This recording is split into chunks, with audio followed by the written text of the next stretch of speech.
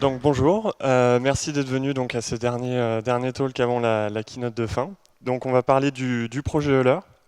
Rapide sommaire, on va présenter déjà ce que c'est le projet Euler, je vais vous donner quelques statistiques dessus, je vais vous parler un peu de mes motivations à m'être lancé là-dedans, on fera un petit détour par les structures de données et puis on conclura. Donc tout d'abord, présentation du projet Euler. Donc c'est un site web qui propose des problèmes mathématiques et algorithmiques autour des maths qui doivent être résolus par des programmes informatiques que l'on va devoir coder. Il a été créé en 2001, donc il n'est pas tout jeune, hein, il a bientôt 20 ans ce projet. Il est encore actif, il y a plus de 650 problèmes aujourd'hui et il y en a un nouveau qui sort chaque semaine à peu près. Et c'est en hommage au monsieur qu'on voit sur la gauche, qui s'appelle Leonhard Euler, qui était un mathématicien et physicien suisse qui a vécu au XVIIIe siècle. Il est connu pour pas mal de choses dans le domaine des maths. Notamment, c'est lui qui a découvert la fonction, qui a inventé la notion de fonction mathématique, f de x. Il a été aussi précurseur dans la théorie des graphes et plein d'autres choses. À quoi ça ressemble? Le site est assez classique, hein. On sent que c'est un site qui a été créé dans les années 2000, hein, donc c'est assez classique. On va retrouver la liste des problèmes. Quand on clique sur un problème, on va avoir son énoncé. Généralement, l'énoncé il est assez simple, il ne fait pas plus de 5-6 lignes de ce que j'ai pu voir. On a juste une checkbox pour mettre sa réponse et vérifier qu'on a bien trouvé la réponse. On peut suivre sa progression aussi, donc il y a de quoi faire, il y a plus de 650 problèmes.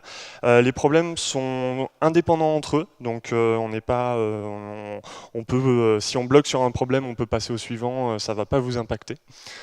Et donc voilà à peu près pour le site. Quelques statistiques sur ce projet. Il y a presque 950 000 personnes dans 219 pays qui ont résolu au moins un problème.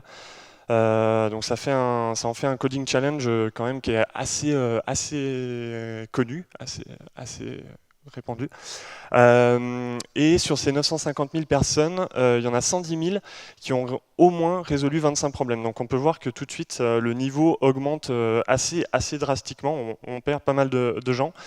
Et il y a 48 personnes qui ont atteint, on va dire, le Graal, le dernier niveau, qui ont résolu plus de 650 problèmes. Donc c'est vraiment quelque chose qui au début va paraître facile, et puis vous allez voir, ça va augmenter en niveau, et puis on peut y passer beaucoup de temps sur certains exercices.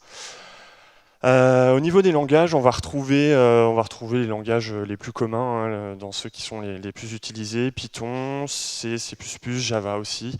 Et ce qui est marrant à noter, en 20e position, on a des gens un peu téméraires qui utilisent le papier et le crayon. Donc ça, ils sont un peu téméraires, même si il y a certains exercices qui peuvent être résolus par des formules mathématiques, il y en a d'autres un peu moins. Mes motivations à me lancer là-dedans, alors c'était pas du tout pour faire des maths à la base, je voulais développer avant tout mes réflexes en programmation fonctionnelle avec Scala. Donc ne quittez pas la salle, il va y avoir des exemples de code en Scala après, mais vous inquiétez pas. Donc Scala, c'était un langage que j'utilisais tous les jours au travail, et c'est un langage à la fois objet et fonctionnel, et j'avais pas encore fait on va dire le shift dans ma tête vers la programmation fonctionnelle, donc je me suis dit il faut que je trouve un truc pour un peu m'entraîner là-dessus. Je voulais partir sur un side project où j'avais pas besoin de librairie, à part bien entendu une librairie de test, mais faire vraiment du vanilla code, parce que je me connais, et moi quand je pars sur des side projects, je pars sur des trucs généralement en bêta, voire en alpha, je laisse tomber le truc, je reviens 3 mois plus tard, il n'y a plus rien qui marche, donc là je voulais vraiment me focus sur le code. Et faire de l'algorithmique, parce que c'est fun, il y a toujours de quoi faire et de quoi découvrir. On va prendre en exemple le premier problème du projet Euler. Donc assez simple. Le but, c'est de trouver la somme de tous les multiples de 3 ou de 5 en dessous de 1000. Donc ça, c'est l'intitulé vraiment du premier problème du projet Euler. Donc là, la plupart d'entre nous, on est des devs, donc on se dit, c'est parti, codons la solution, assez simple. Donc c'est du Scala, mais c'est assez facile à comprendre. On fait une itération donc, qui va de 1 jusqu'à la limite, donc en l'occurrence 1000, et puis on filtre sur chacun des éléments, est-ce qu'il est divisible par 3 ou par 5. On ne retient que cela, et à la fin, on agrège, on fait la somme de tout ça, et ça nous donne le résultat. On a solutionné le premier problème du projet Euler. Donc ici, ce qu'on vient de faire, c'est un algorithme, en fait. Alors, il est très simple, mais dans la définition du terme, c'est une suite d'opérations agencées dans un ordre logique qui mène à un résultat. Donc ici, on peut voir qu'on en a fait un. Qu'est-ce qui caractérise un algorithme?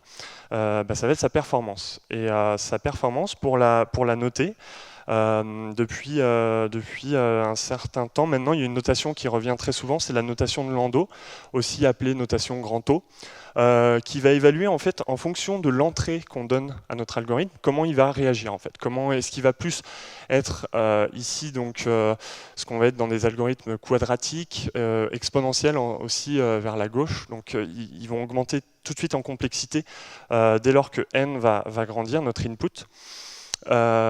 Ici, on va retrouver l'algorithme le plus commun, c'est l'algorithme linéaire, qui est proportionnel. En fait, il prend proportionnellement de temps à notre entrée. Et puis après, on va retrouver les deux algorithmes, on va dire, plutôt optimisés. L'algorithme logarithmique, qui prend log de n en temps. Et enfin, l'algorithme à temps constant, qui prend toujours qui fait toujours le même nombre d'opérations, peu importe notre entrée n. Donc ici, je ne les ai pas tous mis, c'est on va dire les 4 grandes familles d'algorithmes. Il y en a bien plus si on devait les représenter. Donc à votre avis, notre algorithme, il est de quel type ici?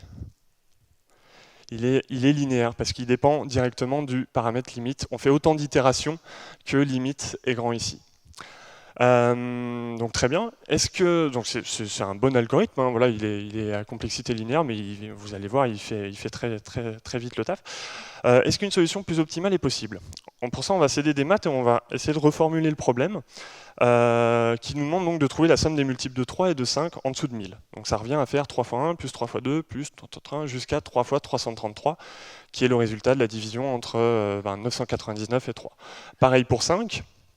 On fait la même chose. Donc si on reformule, autrement dit, somme des multiples de 3, c'est 3 fois 1, la série 1 plus 2 plus 3 plus 4 jusqu'à 333.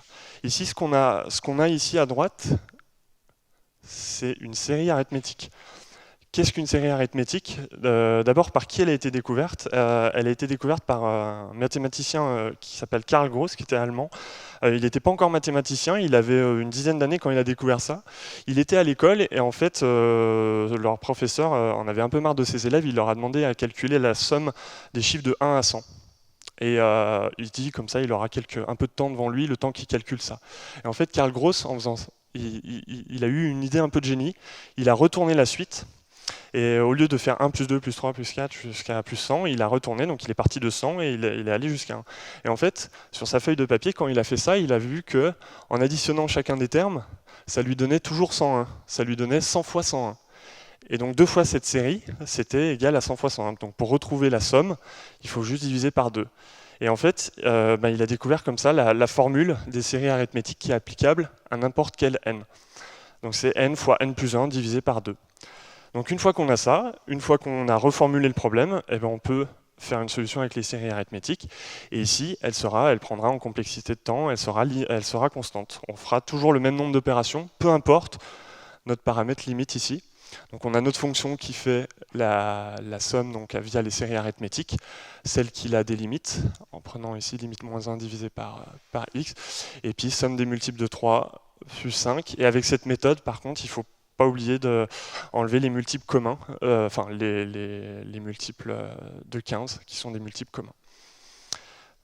Donc petite démo, hop, comment ça se traduit donc en temps d'exécution. Donc ici on prend limite 1000, c'était l'énoncé du premier problème, enfin du problème numéro 1 du projet Euler. Donc sur limite 1000, y a pas, les deux algorithmes trouvent le même résultat. On voit déjà qu'il y a une petite différence, mais elle n'est pas flagrante. L'algorithme à temps constant prend 1 milliseconde et celui à linéaire prend 68 millisecondes. Donc c'est tout à fait acceptable. Par contre, quand on augmente cette limite, donc on passe de 1000 par exemple à 1 million, là on voit, donc pareil, les deux trouvent le même résultat. Là on voit que notre algorithme à temps constant, il prend toujours le même temps. Par contre, linéaire, il va commencer à augmenter, 126 millisecondes. Et là, si on augmente vraiment beaucoup, donc au lieu de 1 million, on fait 100 millions, et ben là, l'algorithme à temps linéaire, il va commencer à vraiment avoir du mal. Et il va y arriver, mais il va mettre quelques secondes avant de trouver la réponse, alors que notre algorithme à complexité constante, il a trouvé tout de suite, toujours en 1 milliseconde. Donc voilà, il y a toujours des choses sympas avec l'algorithmie à trouver et puis à regarder, c'est toujours intéressant. L'autre point qui est intéressant, c'est les structures de données. Il y a certains exercices qui vont nécessiter de mémoriser les résultats intermédiaires pour accélérer la résolution d'un problème. Mais il va falloir trouver la bonne structure de données sous peine d'avoir en fait le résultat inverse et de ralentir l'algorithme. Pour ça, j'ai pris exemple avec le problème 35. Le problème 35 qui nous dit que le chiffre 197, il est intéressant parce que c'est un chiffre premier, donc il est divisible que par lui-même ou par 1. Et si on le tourne, on le tourne dans tous les sens, on tombe sur 197, 971, qui est aussi un chiffre premier, et enfin 719, qui est aussi un chiffre premier. Et là, l'exo nous demande de compter combien il y en a qui sont comme ça, en dessous de 1 million. Donc déjà, pour résoudre cet exercice, il faut déjà avoir la formule pour savoir si un nombre est premier ou pas. Là-dessus, quelques recherches sur Internet nous donnent cet algorithme. Donc il y a plus optimisé, mais lui, il est assez efficace et il revient assez souvent. C'est tout simplement de boucler de 2 jusqu'à la racine carrée d'un nombre et de diviser le nombre par chacun de ces nombres. Et si jamais il s'avère qu'il est divisible par l'un d'entre eux, il n'est pas premier. Et puis à la fin, si on a fait toutes les combinaisons et qu'il est divisible par aucun, on peut considérer qu'il est premier. Donc ça, c'est l'algorithme, on va dire, à la volée. Il nous calcule en fonction d'un nombre qu'on lui donne, s'il est premier ou pas. Par contre, nous, dans le cadre de notre exercice, ça serait peut-être bien de se faire une liste des chiffres premiers en dessous de 1 million. Comme ça, on les calcule une fois et puis on n'a plus à les recalculer après. Pour ça, pareil, un algorithme assez simple, il y a plus optimisé que ça, mais celui-là est très connu, c'est le crypt d'Eratosthène. Donc il faut stocker, donc il faut créer une structure avec l'ensemble des nombres premiers que l'on veut générer. Et en fait, il va successivement, donc il va démarrer à 2, il va supprimer tous les multiples de 2, il va faire la même chose pour 3, et successivement, il va supprimer tous les multiples en fait, des chiffres, et à la fin, ça va lui donner sa liste des nombres premiers. Donc par contre, il faut que tout tienne en mémoire initialement. Là, si on calcule les chiffres premiers jusqu'à 120, il faut qu'on ait un tableau qui fasse 120 de taille. Voilà. Donc partons de ça et voyons ce qu'on peut faire avec ce problème 35. Hop. Hop. Hop. Donc lui, il est un peu plus long, mais je vais aller point par point. Donc, notre algorithme principal, il est là. Notre fonction principale, il est là. On fait une boucle de 2 jusqu'à 1 million étant exclu. Là, je transforme juste les nombres en liste de nombres pour pouvoir mieux les faire bouger, en fait. Mais ça n'a rien d'autre que ça. Et je passe dans ma fonction principale où je vais vouloir compter ceux qui sont premiers circulaires. Qu'est-ce que cette fonction? C'est une fonction récursive, c'est-à-dire qu'elle s'applique en fait sur elle-même pour tester toutes les combinaisons pour un chiffre donné. Elle va recevoir en entrée un prime number checker. On verra plus tard ce que c'est, qui va nous dire si déjà le nombre est premier ou pas. S'il n'est pas premier, on peut déjà l'exclure. Ça, c'est ma condition de sortie, c'est pour vérifier que j'ai fait toutes les rotations du chiffre et que si précédemment j'ai pas été, le nombre n'a pas été a toujours été premier auparavant, je peux sortir et puis je peux vraiment considérer que c'est un chiffre premier circulaire. Et là, je rappelle ma fonction en faisant incrémenter mon nombre de rotations. Donc ici, notre algorithme, c'est pas vraiment ça qui va le ralentir, ça va vraiment être ici cette méthode qui va vraiment être beaucoup appelée, et c'est celle-là qu'on va essayer d'optimiser. Donc pour ça, j'ai fait un prime number checker qui est un trait, donc c'est une interface en Java, et qui doit définir une méthode isPrime pour savoir si un nombre est premier ou pas. Ici, j'ai ma première implémentation qui reprend donc l'algorithme que je vous ai montré tout à l'heure, donc qui fait à la volée. Alors, je l'ai appelé on the fly checker. Lui, il reprend l'algorithme que je vous ai montré tout à l'heure. Et après, j'ai deux types d'Eratosthène. J'ai le premier, on va dire le classique, celui qui ne garde que les chiffres premiers, en dessous de 1 million. Donc ça nous donne un vecteur, une liste de 78 498 chiffres premiers, en dessous de 1 million. Et pour savoir si un nombre est premier ou pas, je vais faire un primes.contains de mon nombre. Donc ça, je vais devoir parcourir ma liste pour savoir s'il est premier. Et il y a une version un peu modifiée, où en fait je marque, au lieu de supprimer les nombres, les multiples de mon tableau, de ma liste, je les marque dans un tableau de booléens en fait. Et du coup, pour savoir s'ils sont premiers ou pas, j'accède à la clé en fait. Donc ici j'ai un tableau de 1 million d'éléments. Pour savoir si le chiffre 2 est premier ou pas, je fais primes.2 et ça me retourne false ou true. Primes comme ça. Primes indice, pardon. Ouais, celui-là. Donc voilà. Et ma fonction principale, donc ma fonction main qui est en bas, où là j'instancie donc mon checker.